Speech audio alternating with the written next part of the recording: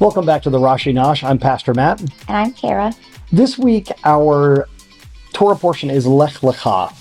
This is the famous passage that starts in Genesis 12, where Abraham is told by God to leave his country and his father's household and to go to a land that God will show him. And this is a wonderful book that I got before my trip a few months ago when I was going to Rashi's hometown in France. And it's a wonderful book because it's called the JPS Rashi Discussion Torah Commentary. And it's husband and wife, Stephen and Sarah Levy. And what's really cool about this is it not only gives you what Rashi says about the certain Torah portion, but it gives some questions for discussion. And it deals in every Torah portion, it has a couple of different sections to it, a couple of different subjects to discuss. So I thought this would be fun to go through because they're a husband and wife, we're a husband and wife, and we can discuss some of these things. So let me just read to you. What's really cool about this as well is it gives some cultural background in the modern world that is in regard to the Torah portion. So because this is about going and entering a new land, it compares that to, at least in our country, in the United States, the immigrant experience. And I think all countries have immigrants. But let me just read this to us, and then we'll discuss what Rashi says. So in the United States, where most citizens trace their roots to another country, there is nothing unusual about being descended from immigrants. However, most countries are populated by ethnic natives who have no collective memory of having lived anywhere else. As a people, Jews are largely unique and almost always tracing their lineage to a foreign land. I mean, after all, it wasn't until 1948 that they had their own country again. So they're all from somewhere else if you live in Israel today. In fact, Jewish history opens with perhaps the world's first recorded immigrant experience, the journey of Abram, or Avram, the first Jew from his native land to Israel. God's directive to Abraham, or Abram, whose name was later changed to Abraham, to immigrate to Israel is recorded in the opening verse of Parshat Lejá. The Lord said to Abram, "Go forth from your native land and from your father's house to the land that I will show you." This is in Genesis chapter 12, verse 1. Now, what's interesting, what Rashi says is, the word lech means go. And if you're to look in the Torah portion, it's a repeated thing, lech lecha. It's like go, go. But what Rashi says is when these words are repeated, it literally means, lech lecha means go for yourself, go for your own good.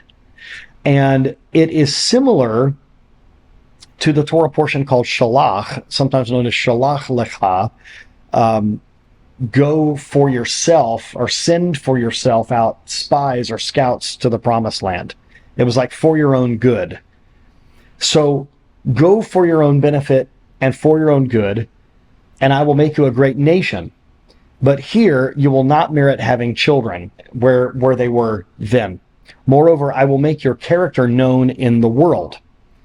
Now, what's interesting is, as Jewish people came to this country, to the United States, in Yiddish, they actually called America the Golden Country. It was like a land of opportunity.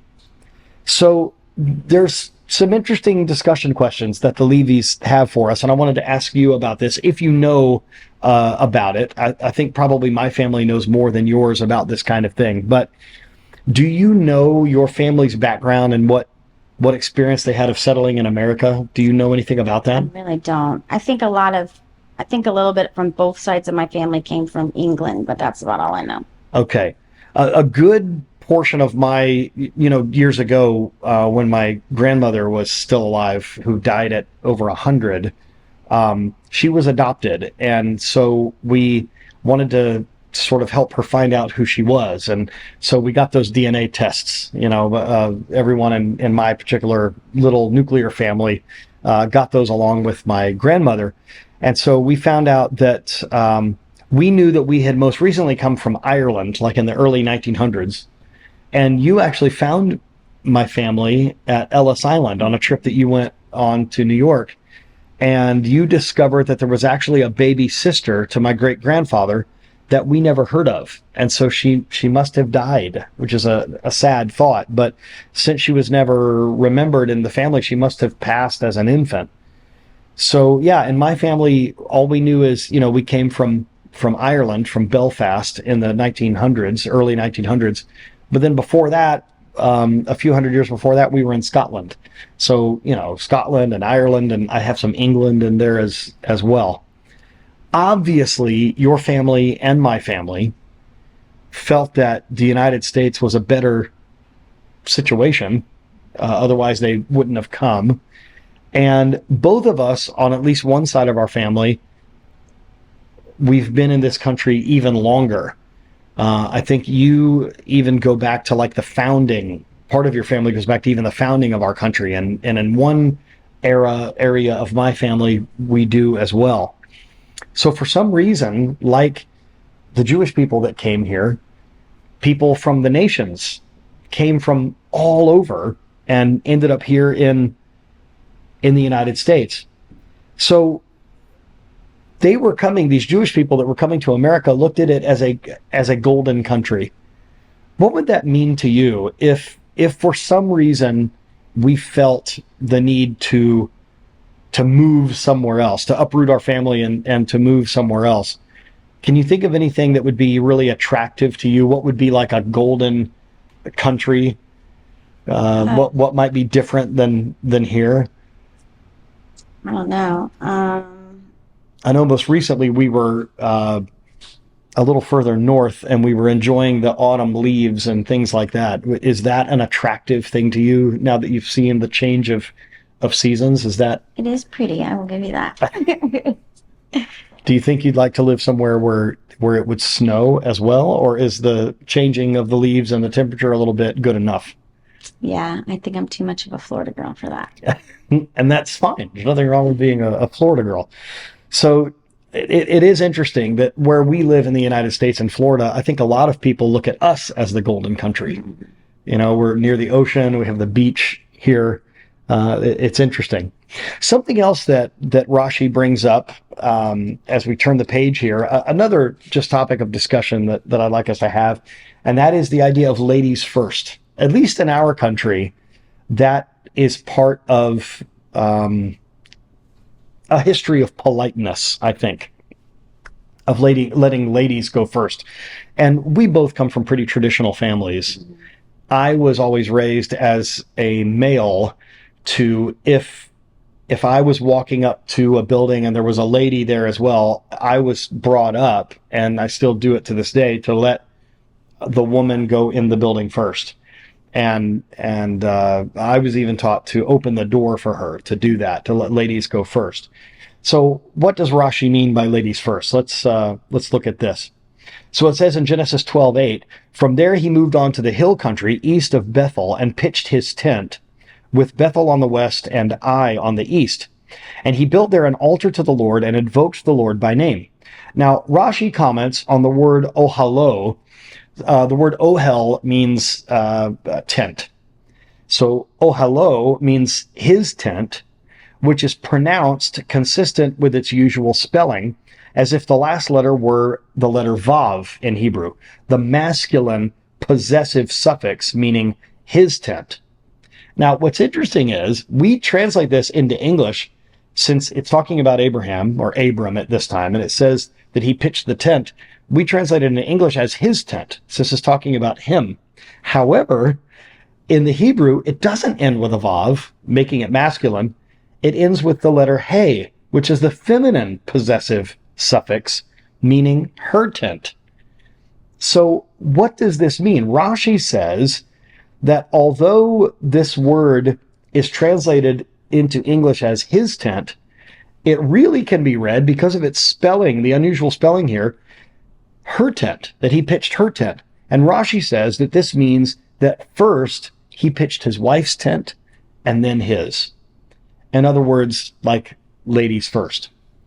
So the Talmud advises that a man should honor his wife more than himself. I think that is consistent with even what we read in the New Testament. Put others' needs before our own. But this comes from Sanhedrin 76b in the Babylonian Talmud. So Abraham's pitching of his wife's tent before his own is an expression of this value of a man honoring his wife more than himself.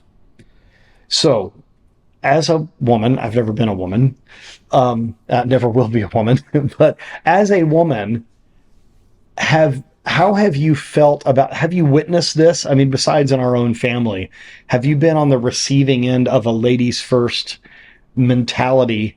And how does that make you feel? I know a lot of modern women, especially with regard to like feminism, are like, don't open the door for me, I can do it myself.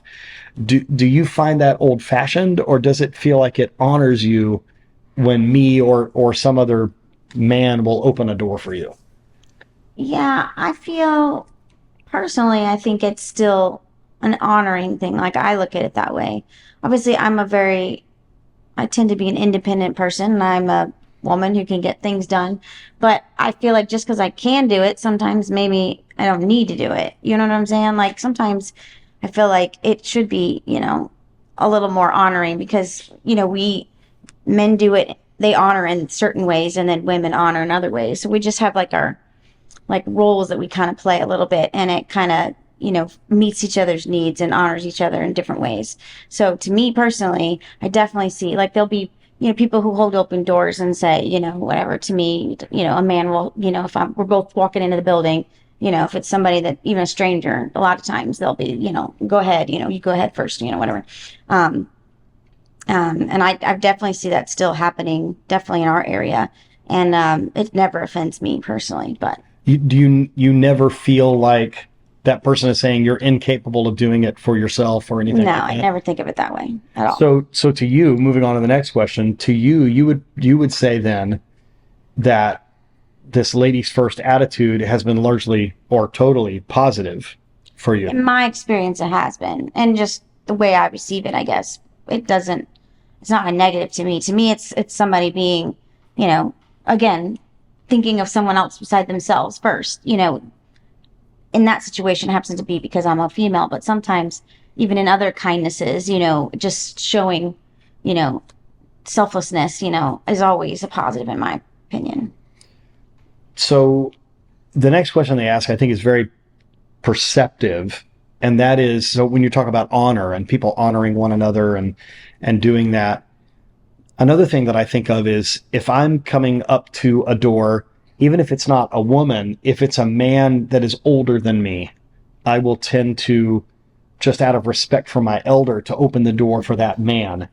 And that is kind of an honoring thing. So here's maybe a difficult or interesting question.